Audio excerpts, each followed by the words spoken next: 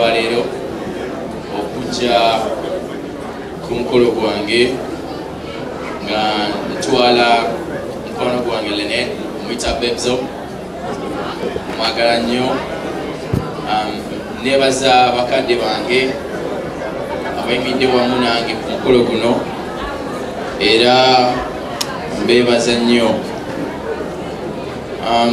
nebaza nnyo maama wange kubanga ebiseera ebisinga yegwakubiri wange yetaano wange ennyo bwenguba n'ebiplan zange ezisinga essaawa zino nfunye Lenet olina okubala nti ttaano afunye midi nti tujja batugabana time because now it's Lenet's time. I'm a mommy's boy, but it is Lenet's time though right now. Banani. Nigga for my against it. Oh, it's about that part. I thank Lenet's parents, mostly the mom, dad. They've been so nice to us for everything. Basically, towards the wedding, we really worked together, both our sides, my parents and our parents. We really appreciate. I thank my wife because she shows me out of all people, and I really love her, like for real.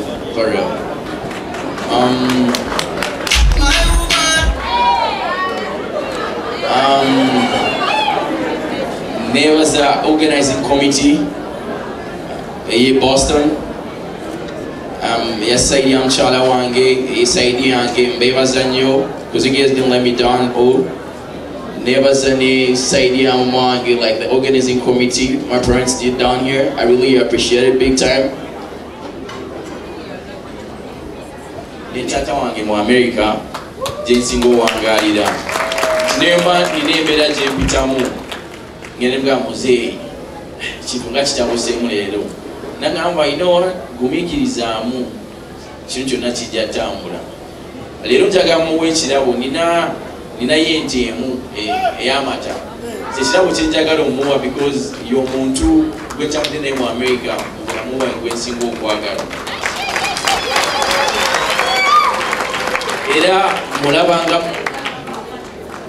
mulabanga mukadde wange nti tulina age difference naye twogera ebintu ebingi ennyo mu bulamu obutwala maaso era mwebaza nti abadde nange nnyo watali maama wange nti America eyo si nsi nnyangu omuntu yenna atabangako mu ggwanga lye tamanya kintu kiri tugiyita Vegas tamanya kiri Vegas because tukakazi tukaite what happens in Vegas stays in Vegas Ebulaya si wange naye nebaza omwami ono mwami yiga nti he's been there for me all the time in my life wengenze Ebulaya era mwebaza kirabo kyengenda omuwa era ente eyo njagala njimwetire either 2 days from now nze nyanze jimutwalire wakaawe kyekirabo kyensobola appreciate okumuwa because mwagala nnyo.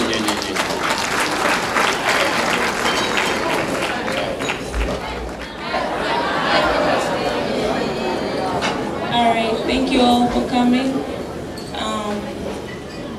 I'm grateful to God that everyone is here. Ne can't recall his own Luganda.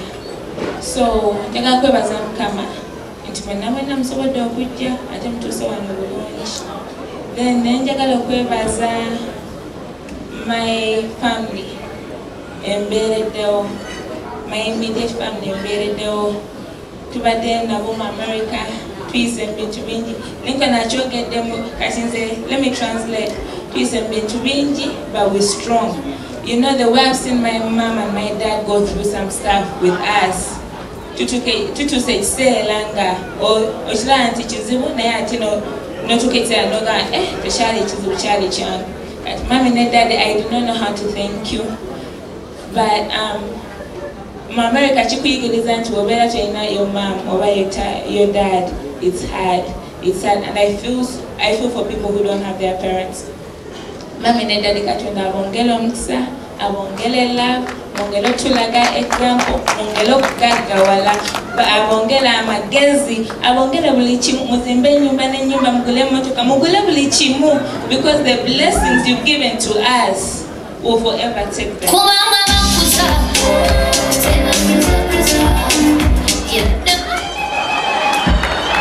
Nayo ndo mwana mama. Mazina kabla kichwani. It's okay.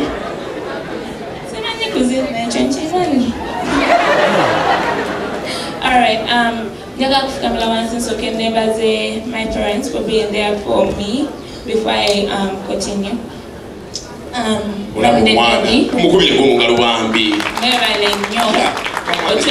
We've been in America for 10 plus years. Demo culture. Where wow, our dad is really a strict dad. As no take up on the mommy wange. Ela hopefully siwa swaziza atonda bongela mixa. Nejaja owerinya mama wa daddy mflamuisira. Then ne mama wa mami mflamusizode mabega kati ndagala kwebaza committee etubereddewo mwebalenyo tuberewo webalenyo tuwagira mama wa pegwe waffe webalenyo okubeerawo America gyetubadde n'emikwano gy'abamami bonna baganda b'abamami mwebale nnyo okutubeererawo Saidi ya Habat era mami ngenda kugambira mbeebaze because manzalira omulenzi omulungi antegedde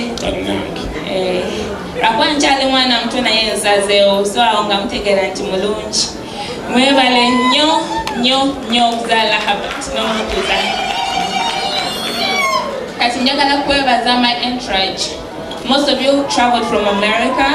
Thank you so much because some of you said you're gonna buy your tickets back. I did not even believe that you buy your tickets.